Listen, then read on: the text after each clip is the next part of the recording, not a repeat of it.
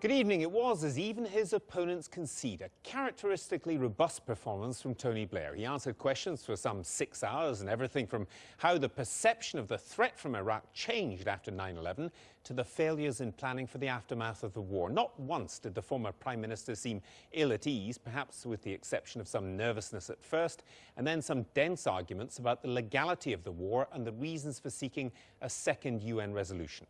Toppling Saddam in 2003, Mr. Blair said, means the world in 2010 is a safer place. We begin our coverage tonight with David Grossman's assessment of what we learned.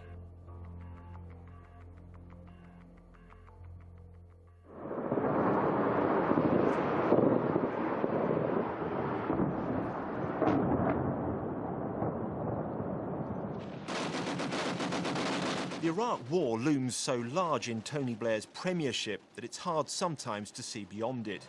It is possible that instead of appearing before an inquiry today, this man might still be Prime Minister, but for his decision to join with the United States in Operation Iraqi Freedom in the spring of 2003.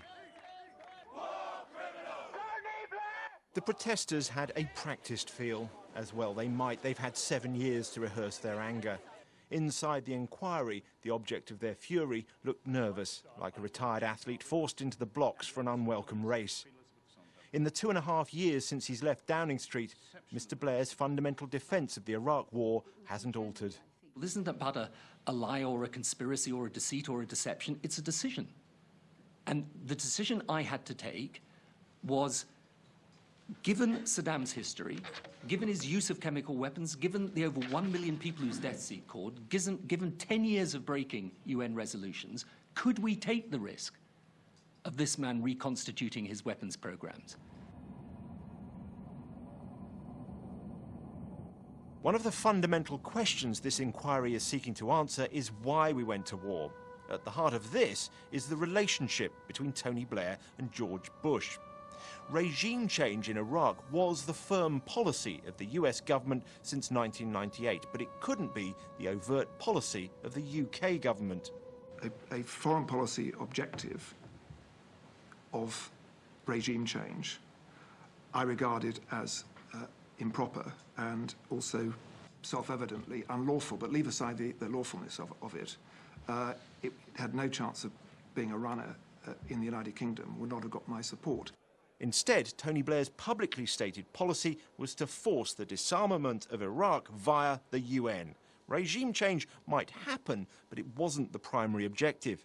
Indeed, even a month before the war, Mr. Blair told the Commons that Saddam could stay in power.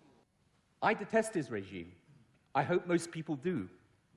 But even now, he could save it by complying with the UN's demand.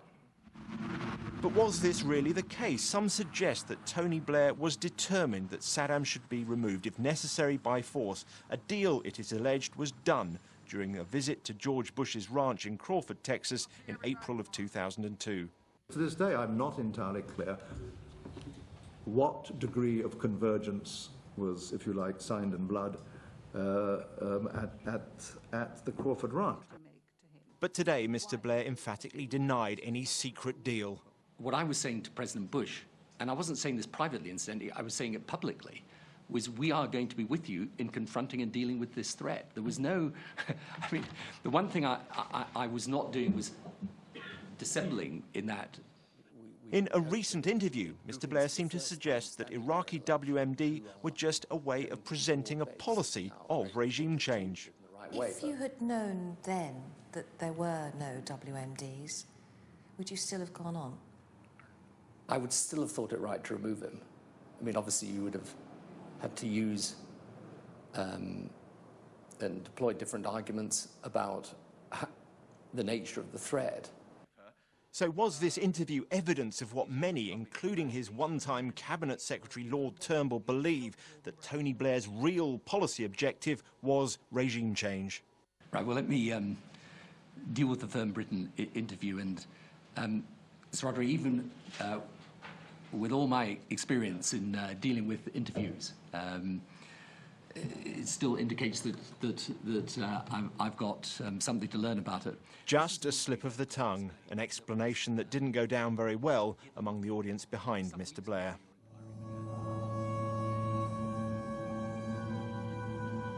Because the policy was disarmament, it was vital for Tony Blair to show that Iraq wasn't complying with UN resolutions and still had WMD. Most governments around the world thought he did, but evidence was hard to come by. The UK government produced a dossier in the name of the intelligence services in September of 2002. Tony Blair's head of communications, Alistair Campbell, took an active role in its production. In its foreword, Tony Blair said the intelligence was, quote, beyond doubt. He told Parliament, "It is extensive, detailed, and authoritative. It concludes that Iraq has chemical and biological weapons, that Saddam has continued to produce them." In reality, we now know the intelligence was in fact patchy and sporadic. Was it wise to say that intelligence is ever beyond doubt? I did believe it. I mean, that was the... And I did believe it, frankly, beyond doubt. Now, with the benefit of hindsight, we look back on the situation differently. But let me just say what was troubling me at the time was, supposing we put it the other way around, and it was correct, and I wasn't going to act on it. That was the thing that worried me. Tony Blair is also accused of a casual and unminuted style of government, a small group of insiders making big decisions, the wider cabinet not seen as up to the job. You'll get a collection of individuals of variable competence, of variable trustworthiness in the Prime Minister's eyes, and sometimes he would want to have discussions with a smaller group of people. The International Development Secretary, Claire Short, was kept on the outside, not even shown an important cabinet paper on options for Iraq, discussed among a small group of insiders at Chequers. Mr. Blair, though, today maintained that there was still cabinet deliberation. Is that I was never short of people challenging me on it. So can you identify who they were? Well, there were people within the cabinet, obviously. For example, Robin Cook and from time to time Claire Short. But they weren't at the Chequers meeting? No, they weren't, but we would discuss this. We discussed, obviously, prior to the invasion of Iraq, I think there were no fewer than 24 different cabinet meetings. This was a topic that was right through the mainstream. But you didn't discuss the options paper in cabinet? We didn't discuss the options paper specifically in cabinet, but we certainly didn't discussed... go to all the cabinet. I mean, Claire Short didn't get a paper. She complained that she hadn't got it in the first place. Yes, but the discussion that we had in cabinet was a substantive discussion. We had it again and again and again. Another element of the Iraq war on which Mr. Blair was closely questioned today was the planning, both civil and military. The inquiry had been previously told that the armed forces had been prevented from ordering vital equipment until very late in the day. I was not allowed to speak, for example, to the Chief of Defence Logistics. I was prevented from doing that by the Secretary of State for Defence because of the concern about becoming public knowledge that we were planning for a military contribution. But Mr. Blair said that the armed forces were very much ready by the time operations began. Had anyone at any stage come to me and said, it's not safe to do this because of the lack of proper military preparation, I would have taken that very, very seriously indeed. But they didn't, and they got on with it, and they did it magnificently, as they always do. Although the initial phase of the military operation was swiftly won, the aftermath was bloody chaos. Not poor planning, Mr. Blair said, just the wrong assumptions. He'd assumed that Iraqi civil government would continue to function and that Iran wouldn't meddle, both, as it turned out, wrong. The last question of the day brought the first outburst from the public seats. And no regrets? Responsibility, but not a regret for removing Saddam Hussein. I think he was Be quiet, please. I think that he was a monster. I believe he threatened not just the region, but the world. And in the circumstances that we faced then, but I think even if you look back now, it was better to deal with this threat, to deal with it, to remove him from office, 7 years after the Iraq invasion, with opinions on the war so entrenched, it's unlikely that Tony Blair's appearance today changed many minds. Time and again, he said he had to do what he thought was right. It was a matter of judgment. Now, the judgment that matters is the opinion of the Iraq Inquiry panel of the decisions that Tony Blair made. Arriving home tonight, Tony Blair has a long wait to discover what the panel made of his evidence today. The Iraq Inquiry report isn't due until the end of the year. Good evening. You're watching Sky News. Let's take you back now to our report covering today's events at the Iraq Inquiry.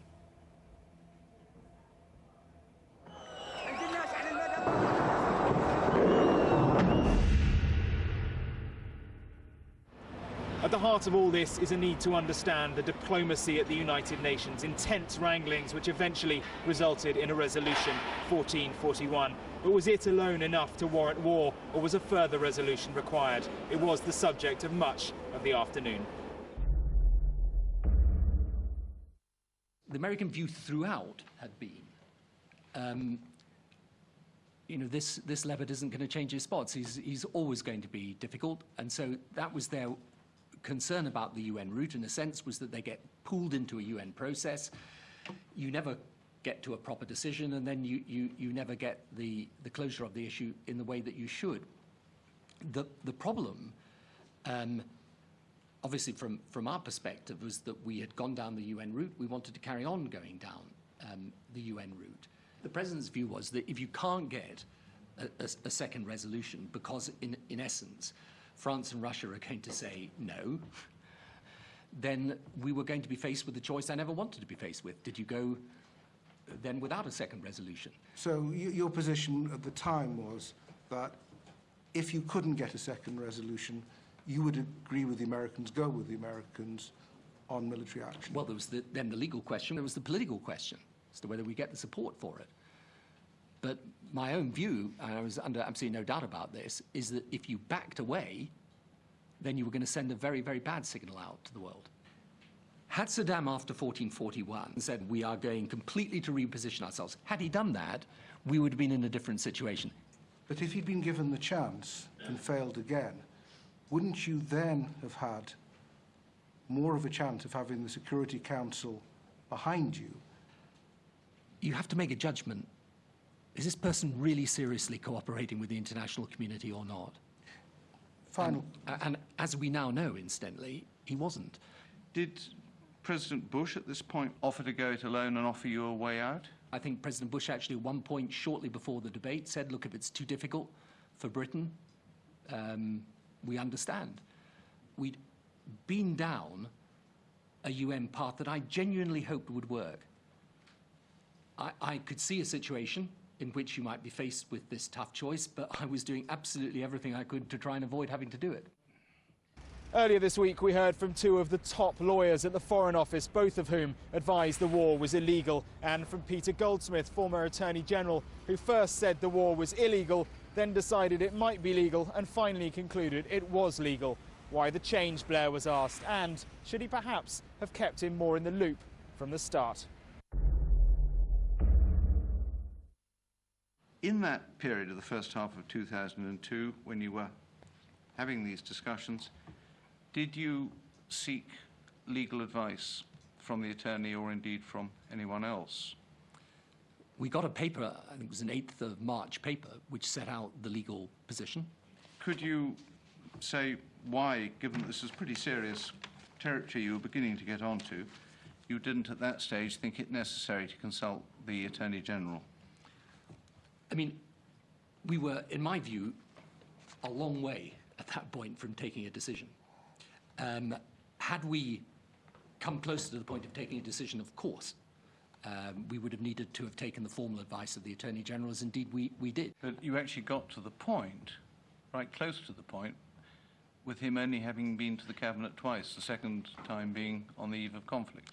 Well, the issue is not how many times he comes to the Cabinet. The issue is whether he's giving his advice to the Prime Minister and to the ministers, and Peter was. If he felt he had advice to give, he would give it, and in a sense he would give it whether people wanted it or they didn't want it. Indeed, he told us that he volunteered it after your meeting of the 23rd of July when you were about to go off to see President Bush, and he'd volunteered written advice to you in a minute of the 30th of July, but he commented to us that this advice, he felt, had not been particularly welcome.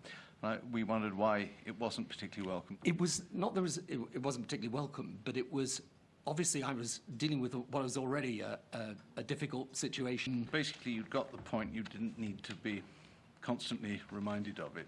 No, but having said that, it actually was then very helpful for him to do this, because he focused our mind, quite rightly, on the need to get the right resolution in 1441. For many of the families of the servicemen who died in Iraq, inadequate equipment is a key issue. We know there were significant problems with body armour, with boots and more. Soldiers died as a result. And much of it was a consequence of Mr. Blair wanting to keep war plans from a large number of people until very late in the day. David Manning had told us that you sought to delay the decision as long as possible. And we've also heard from Lord Boyce and, of course, from Mr. Hume about the restrictions placed on the visible military preparations in December 2002. I mean, were you aware what the implications of that would be? Absolutely. What was important was to be very clear that you could not do this unless the military were ready to do it. And yes, it's true, as I think I explained this morning, for a time we were worried about the visibility of all the plannings. However, when I think it was at the end of October 2002, Jeff Hoon said to me, we've really got to get on with this now. We did. And I know that Mike Boyce said to you in his evidence that he was confident that the UK military was fully ready by the time we took the military action. Had anyone at any stage come to me and said, it's not safe to do this because of the lack of proper military preparation, I would have taken that very, very seriously indeed. But they didn't, and they got on with it, and they did it magnificently, as they always do. Nobody spelled out to you the implications of not being prepared in time, given the fact the lead time needed for this kind of large-scale operation was 6 months. No, they were absolutely spelling out the implications, which is why Jeff Hoon came to me and said, we've now got to get this visible and get a move on with it. I don't think I refused a request for money or equipment at any point in time that I was Prime Minister. And my view very, very strongly is when you're asking your armed forces to go into these situations, you put everything to one side other than making sure that they have the equipment they need and they have the finance there to back it up. And as far as I'm aware, and as I say, I think this was their evidence to you, they got it ready and they got it ready in time. It wasn't an absence of planning. It was that we planned for certain eventualities, and when we got in there, we managed to deal with those eventualities, but we discovered a different set of realities, and then we had to deal with those. Because in a way, the whole idea was to kind of reconstruct Iraq. So had you planned adequately for these eventualities? The planning assumption that the MOD, the Foreign Office, I think DFID, everybody made, was that there would be a functioning Iraqi civil service. In other words, that you would remove the top level, but you would have a functioning system underneath it. And I think one of the major lessons of this is to understand that where you have these types of states, that assumption is going to be wrong. Why is it that so many witnesses have said to us that the aftermath planning was deficient? You know, if we knew then what we know now, I mean, we would, of course, do things very differently. On the other hand, for what we thought we were going to have, we had planned for it, and we actually met those eventualities. As we conclude today, can I ask what broad lessons you draw? You've drawn some already in the course of your testimony, and to say whether you have regrets. Of course, I had to take this decision as Prime Minister, and it was a huge responsibility then, and there's not a single day that passes by that I don't reflect and think about that responsibility, and so I should. In the end, it was divisive, and I'm sorry about that. And I tried my level best to bring people back together again.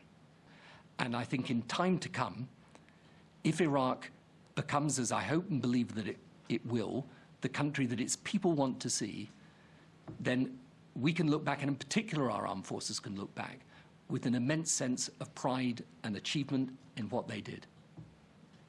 And no regrets? Responsibility, but not a regret for removing Saddam Hussein. I think he was Be quiet, please.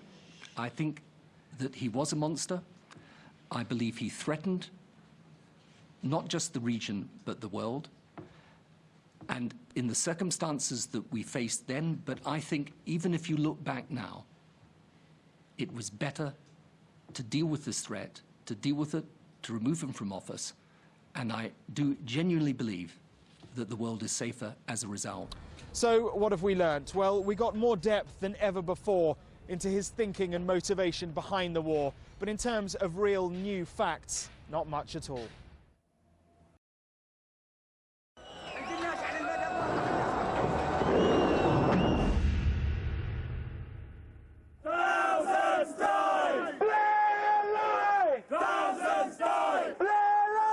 Well away from the protesters whose minds are already made up, Tony Blair took a back entrance for what is widely regarded as his last chance to change minds and to defend the decision he made for war in 2003. The panel insists their minds are not made up. They are impartial, they say, but behind them they have 8 weeks' worth of evidence, more than 70 witnesses, and are in possession of most, but not all, the documentary evidence they need. All to question a man who looked uncharacteristically tense. Questioning began with an event which moulded policy on Iraq. 9/11, it seems, changed everything. Saddam may have had no link at all with al-Qaeda. Mr. Blair was keen to make that point, but he stressed that what it did was change the perception of what constituted a threat. If September the 11th hadn't happened, our assessment of the risk of allowing Saddam any possibility of him reconstituting his programs would not have been the same. But after September the 11th, and if you'd like me to now, I'll explain what a difference that made to the thinking. After September the 11th, our view, the American view, changed and changed dramatically. Point about this act in New York was that had they been able to kill even more people than those 3,000, they would have. And so after that time, my view was you could not take risks with this issue at all. And one dimension of it, because we were advised obviously that these people would use chemical or biological weapons or a nuclear device if they could get hold of them, that completely changed our assessment of where the risks for security lay. The meeting with George Bush at his Crawford ranch in April 2002, a whole year before the invasion, is widely believed to be the moment that Tony Blair committed all to Bush. Not so, he said. During the course of these discussions, do you think you gave him any commitments? The only commitment I gave, and I gave this very openly at the meeting, was a commitment to deal with Saddam. And that wasn't a private commitment, that was a public commitment. So you were agreed on the end, but not on the means? We were agreed on both, actually, as it came to finally, but we were agreed that we had to confront this issue, that Saddam had to come back into compliance with the international community. And as I think I said in the press conference with President Bush, the method of doing that is open. So many people believe that you entered into a firm commitment because some undertakings were given that you will be with him no matter what. The position was not a covert position. It was an open position. That's what you were saying, but what did President Bush understand, you think, you meant by that? Because we heard from Alistair Campbell about, the tenor of your correspondence with him, but what was his understanding? What did he take it to mean? I think he took it to mean what I'd said, both at the press conference and in the meeting, which is that we would be with them in dealing with this threat. How we dealt with it was an open question, and even at that stage, of course, I was raising the issue of going the UN route. Throughout, Mr. Blair focused on some pretty nuanced arguments, one being the different positions from which America and the UK were coming. America's priority, he said, was always regime change, but Britain's was disarmament. Still, that contradicted somewhat with his comments to Fern Britain last month. The Americans, in a sense, were saying, we're for regime change because we don't trust he's ever going to give up his WMD ambitions. We were saying we have to deal with his WMD ambitions. If that means regime change, so be it. But of course, in a recent television interview with Fern Britton, you were asked if you'd known then that there were no WMDs, would you still have gone on? And you replied, I would still have thought it right to remove him. So even without the WMDs, you were saying in December, very recently, that you would still have thought it right to remove him. And what I'm trying to grope for is precisely that point. Right, well, let me deal with the Fern Britton interview. And, Sir Rodri, even with all my experience in dealing with interviews, it still indicates that I've got something to learn about. I did not use the words regime change in that interview, and I did not in any sense mean to change the basis. Obviously, all I was saying was that you couldn't describe the nature of the threat in the same way if you knew then what you know now, because some of the intelligence about WMD is shown to be wrong.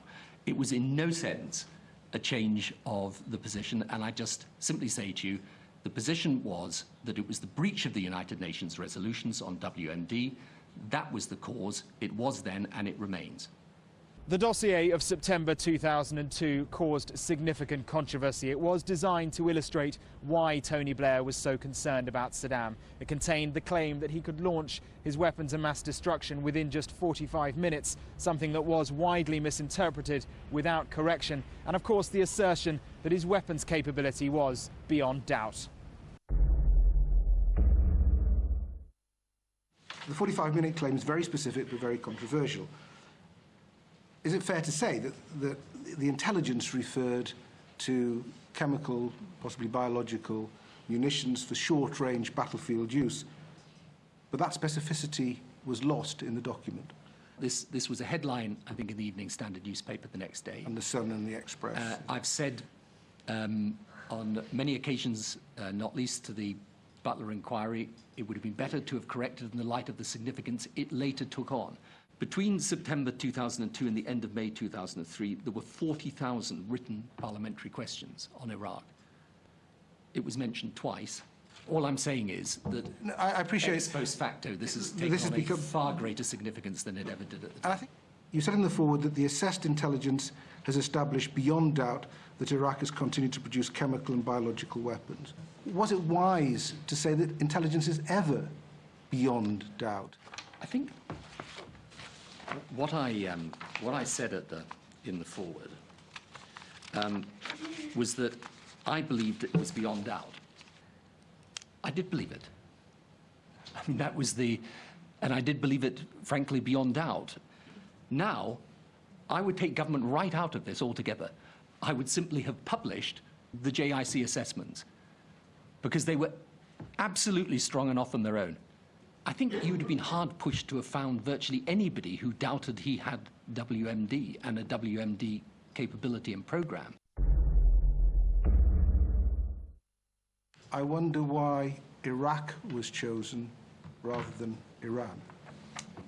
If you wanted to start somewhere on WMD, you started with the person who'd used them, and you started with the person who was in breach of UN resolutions. Other countries which were just as opposed to the idea of Saddam having WMD as us clearly didn't agree that military action was needed or justified by the level of threat at that time. So they didn't accept the why Iraq, why now questions, or they didn't give two yeses to that. And I'm trying to work out why you did and they didn't. You see, for me, because of the change after September the 11th, I wasn't prepared to run that risk. I really wasn't prepared to take the risk. Well, that's up to them. As I sometimes say to people, this isn't about a lie or a conspiracy or a deceit or a deception. It's a decision. And the decision I had to take was, given Saddam's history, given his use of chemical weapons, given the over 1 million people whose deaths he caused, given 10 years of breaking UN resolutions, could we take the risk? I had to take the decision. And I believed, and in the end, so did the Cabinet, so did Parliament, incidentally, that we were right not to run that risk. And my judgment, maybe other people don't take this view, and that's for the leaders of today to decide. My judgment is you don't take any risks with this issue. Made that, I think, very clear. And that desire to get his message across was a theme throughout. Mr. Blair quite clearly came into this with a script. Continually, he tried to steer the questions his way. I mean, I've actually got one or two of them here, but it's just quite interesting. I want to refer back. I just wanted to make one other point, if you don't mind me. Yeah, no. Can I just make one point here, which I think is quite important as well? But let me tell you, this is a really important point here. Sir Martin, can I just say one thing, though? After the break, Mr. Blair faces questions on the diplomacy, the legality and the significant difficulties in the aftermath. He's also asked if he has any regrets. Tony Blair today gave a defiant and passionate defence of the Iraq invasion, saying it was his judgment, his responsibility, but he had no regrets about removing Saddam Hussein. After he finished giving evidence, the former Prime Minister was heckled by two members of the audience, calling him a liar and a murderer. Sky's senior correspondent Michelle Clifford reports. He slipped in early and discreetly, undetected by the handful of protesters who had gathered outside. But the low-key entrance would be in sharp contrast to the defiant tone Tony Blair would fast adopt inside. Looking tense to start, the man who took Britain to war got down to business. The start of the story, he said, was 9/11. After September the 11th, our view, the American view, changed dramatically. If you were a regime engaged in WMD, you had to stop. Tolerance for Saddam changed overnight in America, but in the UK too. President and Prime Minister were soon thrust together in a venture to stop the threat. But Blair rejected claims that he signed up for war at their meeting in Crawford a full year before the start of shock and awe. The only commitment I gave, and I gave this very openly at the meeting, was a commitment to deal with Saddam.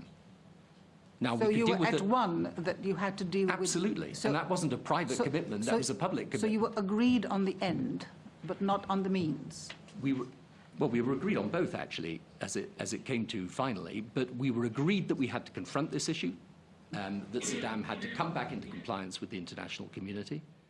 He was emphatic on the controversial issue of intelligence, denying any attempt to pull the wool over people's eyes. He strongly defended his claim in that now notorious dossier that the evidence proved beyond doubt Saddam had weapons of mass destruction. Saddam and weapons of mass destruction was not a counterintuitive notion. You know, he had used them, he definitely had them. He was in breach of, I think, 10 United Nations resolutions on them. And so, in a sense, it would have required quite strong evidence the other way to have been doubting the fact that he had this program.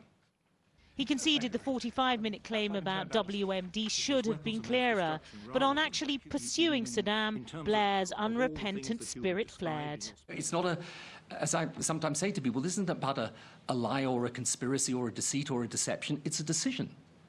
And the decision I had to take was, given Saddam's history, given his use of chemical weapons, given the over 1 million people whose deaths he caused, given 10 years of breaking UN resolutions, could we take the risk? Inevitably, he would be pressed on the legality of the conflict, the lack of a second UN resolution, and the suggestion his Attorney General, Lord Goldsmith, was press-ganged into sanctioning the war. Peter was quite rightly saying to us, these are my concerns, this is why I don't think 1441 in itself is enough.